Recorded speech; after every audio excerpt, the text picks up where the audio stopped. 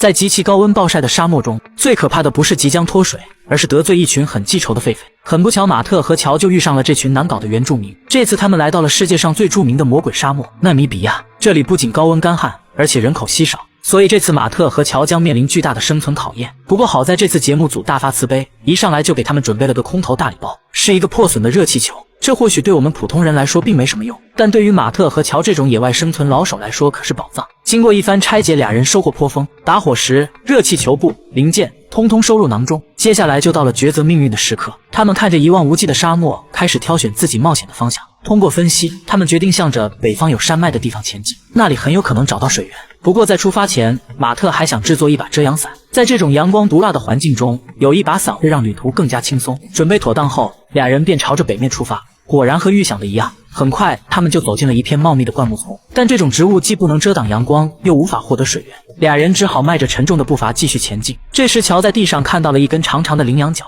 顶端特别锋利，于是他们带上了它，想要当做长矛使用。经过几个小时的暴晒，俩人的体力逐渐透支，但好在不远处出现了一棵大树，俩人赶紧躲进树荫下，顿时感觉凉快了许多。这时乔面露难色，明显是缺水造成的。马特看着缺水的同伴如此难受，立刻起身寻找水源。根据多年野外生存的经验，他判断一定有储水植物长在灌木丛中。果不其然，在经过一番狗刨后，马特找到了一种叫水根的植物。另一边卷王乔也没闲着，他正在用刚才在路上捡来的羚羊角制作长矛。当马特拿着水根回到大树下时，就看到乔把玩着自己的新武器，精神状态都好了许多。随即马特用刀切开水根，然后用力挤压出里面的水分。随着乳白色的水分滴入嘴里，他们终于喝上了沙漠中的第一口水。但这些水分对于严重缺水的俩人并不能起到很大的缓解作用，他们只好强撑着身体继续前行，希望可以尽快找到水源。没走上一会，俩人就来到了一处突出的岩石前。马特和乔准备先爬上高处查看一下地形再做打算，但却被岩石上成群结队出现的生物给吓退了。这群狒狒简直比人的智商还要高，面对马特和乔的到来很是仇视，甚至还对他们展开了一系列的挑衅，差点没让这两个野外求生的老油条交代在纳米比亚沙漠中。事情还要从马特和乔想要爬上岩石高地说起。狒狒看着这两个打算入侵自己领地的生物非常生气，甚至发出了骇人的叫声，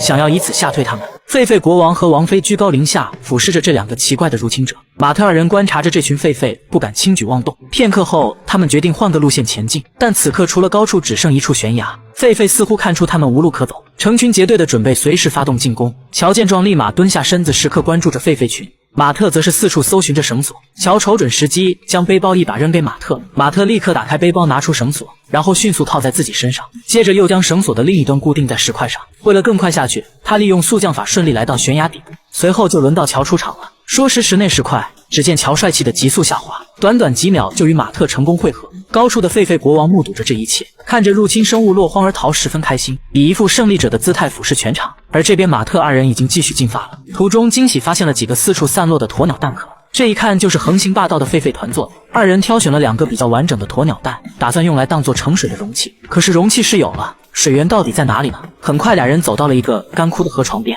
这里有很多动物的痕迹，也就预示着水源尽了。果然在走了没几步后，马特和乔发现了一处长着香蒲的水源。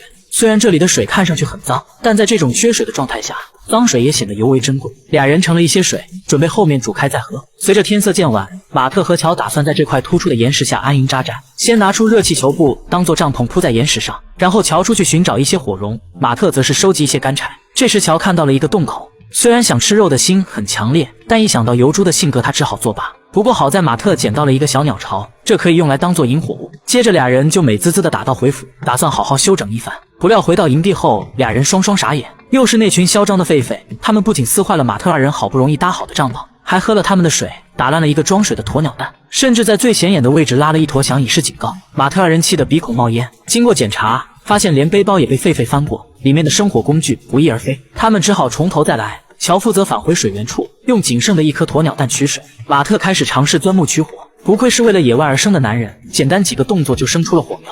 经过篝火的加热，俩人终于喝上了一口干净的开水，但只喝水也不足以恢复体力，于是俩人把小算盘打到了油猪身上。说干就干，乔拿起绳子开始制作陷阱。首先将陷阱绑在一个木头上，然后用石头和泥土把木头埋起来，最后找来2根树枝撑开陷阱。为了让聪明的油猪不察觉，他们还捡了一些树叶遮挡。现在陷阱是布置好了，可油猪一时半会肯定不会上钩，俩人只好用烤箱扑冲击，味道虽然一般，但好在能填饱肚子。遭遇白天的荒唐事件后，马特和乔显然都没了什么好心情，直到天亮，突然听见野猪的嚎叫声，俩人立刻拿起长矛冲了过去。陷阱里油猪正在挣扎，当看见来人后更加疯狂，马特和乔围着油猪就是一通乱转，油猪直接被转晕了。俩人见状，一人扯住油猪的腿，一人结束了他的生命。等回到营地后，乔负责把肉穿在木棍上炙烤，马特则是把肉串在绳子上风干。不一会的功夫，乔就把肉烤熟了，俩人也舒舒服服的吃了顿烤肉，体力也恢复了不少。于是再次沿着水源继续前行。当看到一片更大的水源后，这可把马特二人激动坏了。就在盘算着晚上吃点什么好时，河对面出现了一片羊群，牧羊人也紧跟其后。俩人又惊又喜，没想到幸福来得那么突然，看来晚餐只能回家享受美味了。